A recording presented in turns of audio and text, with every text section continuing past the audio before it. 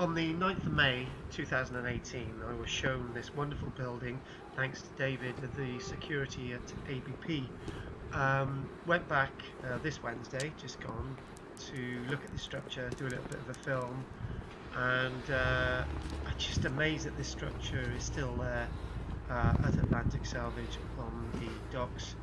And I think it's such a wonderful structure with the steps intact there, and you can see the windows, although the glass isn't in there. I'm sure the electrics are still in there. This will be one of 4 structures, and built by the American Airborne Division in World War II in the lead up to the D-Day landings. And it's just amazing that, again, it's truly amazing that we've got this gem in Barry, and look at these images. I don't know what more to say. It'd probably been painted camouflage green at one point, maybe a sandy colour like this. Anyway, a little bit more footage coming up now.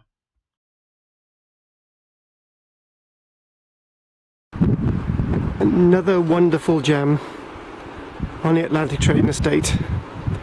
It looks like a bunker, smack bang in the middle of the estate. And it's still here.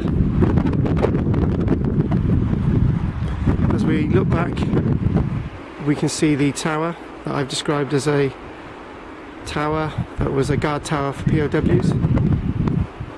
If we go back around and we swing around, look onto the waste ground.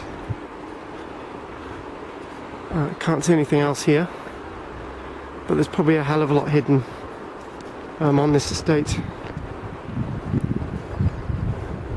This is Karl-James Langford, Atlantic Trading Estate, panning over some of the roofs of the structures constructed in 1942 by the American Army as part of the build-up to D-Day. This is Karl-James Langford for Archaeology Cymru. Thank you for watching.